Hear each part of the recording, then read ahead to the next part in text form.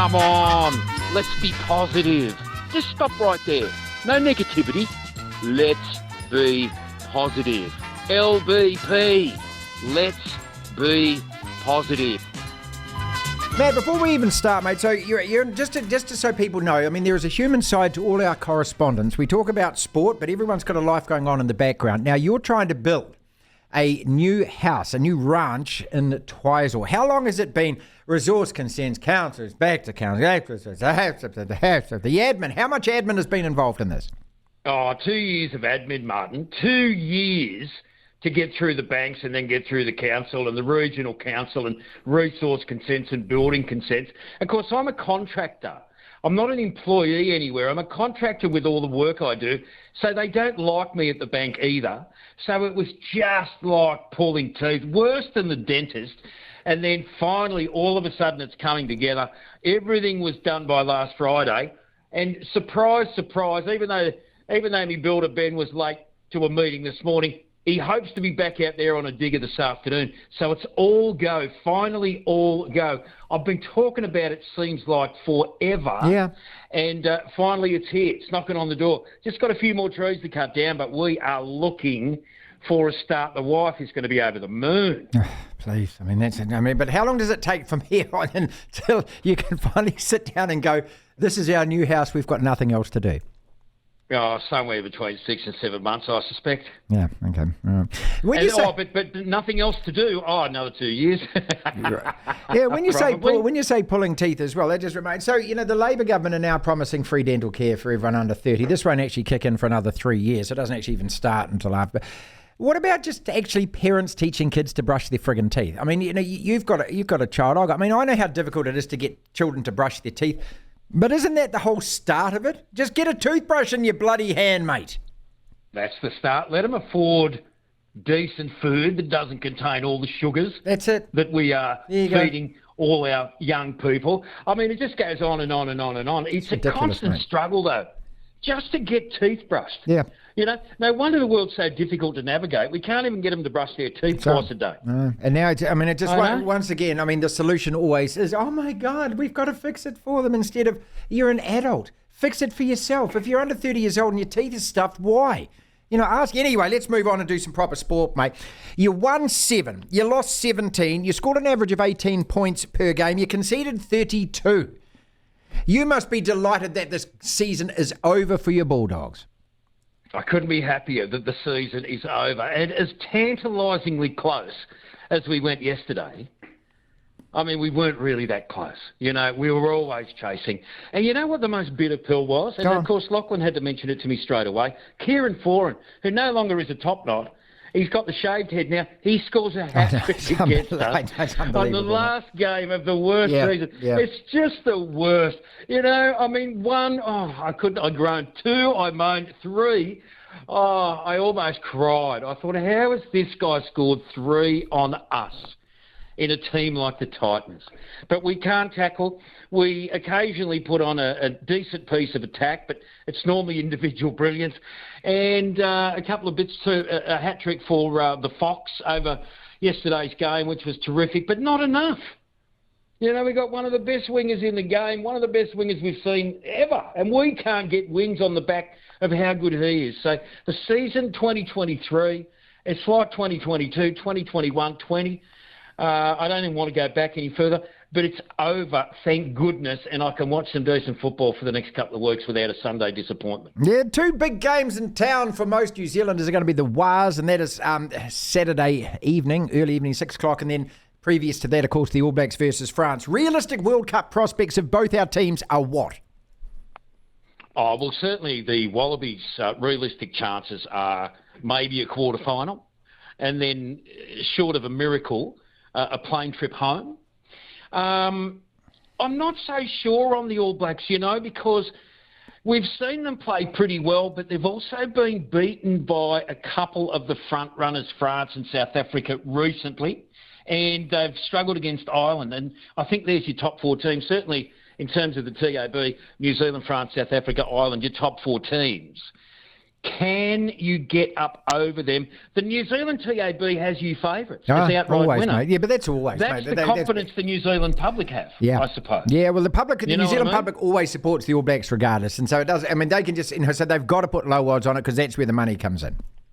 That's where they would lose all their money if something comes off. Realistically, I mean, I just have a feeling Ireland might do it, Martin. I mean, they've just showed over the last few years how tough they can be. They can play that grinding sort of football. They have a little bit of flair occasionally, but it's just more that they just seem solid. The All Blacks, I think, are a possibility to be able to do it, but they've got to be a little bit more consistent than we've seen recently. Although, you know, in a year like this, how much credence do you put in the results that we've seen? Yeah, that's the problem, isn't it? So, we just don't know. You know, look, it's hard to just pick an outright winner. I read over the weekend a story that included a number of the major rugby writers, and none of them can come to an agreement either. So I think it's a lottery in many ways. I like that. I like heading into it. But it's the 4th today. We are just days away. Oh, it is crazy. It seems so far away, and then all of a sudden, here it is. Let's just hope the All Blacks, unlike the Rugby Union, are fit for purpose in Pool A. Let's be positive, and we'll be positive about the Premier League in a second. That's your team as opposed to my team. But just on that not fit for purpose thing, I'm watching over the weekend. I had a crook guts. I spent most of the day on Saturday on the couch just chopping channels and things. Mate, it's no wonder at all New Zealand rugby's in the position that it's in. And I look at the fish heads in Wellington and go, you people have been in charge for how long now? Mate, they've got 20 different games over the weekend. They're all clashing at the same time. So they're spreading their audience all over a piece of toast. There's only enough butter to go around probably one, but there's 7 or 8 games going on at the same time. No one at any of these games. How much does this cost? And when you put it like that, Matt, you're thinking, in terms of the business model, you're moaning that the competition's not fit for purpose. You've spent $142 million more this year than you did last year. You know, you're trying to pretend it's a professional sport when there is no professionalism in this because the business decisions you're making just don't make any sense. How can you stage a Farah Palmer Cup semi-final at the Waikato Stadium with all the costs involved and no one is there? I mean, you're just pouring money down a hole and it's never coming back. None of this makes good business sense. And yet their answer is to turn around and go, oh, God, the competition's not fit. It's kind of like they absolve themselves of personal responsibility. I'm running this game, but it's not my fault. It's in the crap it is. How does that work? Well, the panel that looked into the rugby union didn't just say the competitions weren't fit for purpose. They said they all of them, all of the administrators, all of the unions, none of them are fit for purpose. So it starts at the top and it needs to be led properly. I read yesterday, which blew my mind, that it cost about $200,000 a game for the NPC. That's half of it. Then the payer payments is another $200,000, $400,000. Yeah, just to put on one of these games. Mind-blowing. How is this even possible? Yeah, I mean, how did you get into this situation? That it's quite clear, and I don't know why it is so difficult for them to actually turn around and say, listen, we only generate this much money. That's all there is. There isn't enough. So if you really want to go and earn your big dollar, go elsewhere and do it. This is how big the pot is. We know it's kind of like running a jeans shop, isn't it? And you've employed 19 supermodels in the jeans shop to sell your jeans. You're only selling a couple of pairs a day, mate. But, you're paying each supermodel $500 for turning up. I mean, at some stage, the accountant's going to pull the handbrakes and you can go, no, you're going to have to lay some of these lovely, lovely young people off.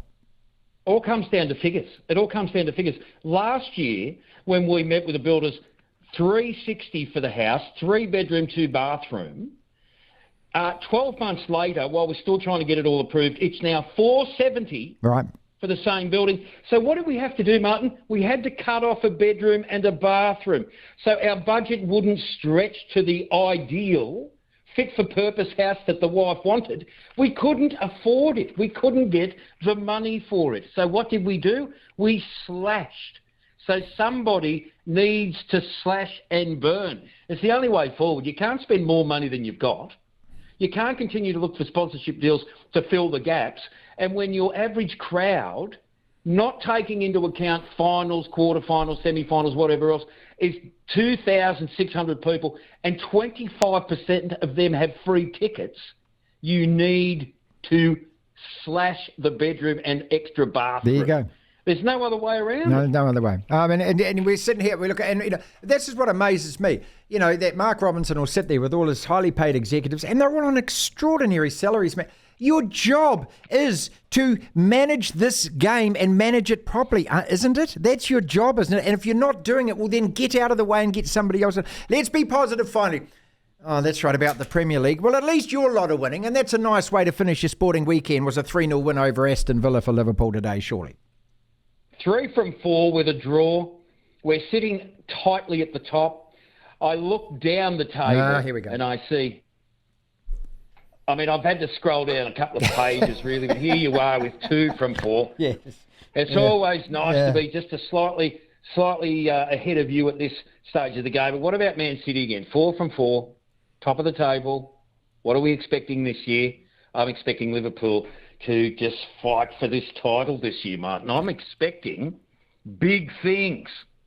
I'm expecting Man City to win all 38 games and just absolutely crush it. And then them and the Saudis to start a Super League and the rest of us to walk away because we're no longer interested in the sport.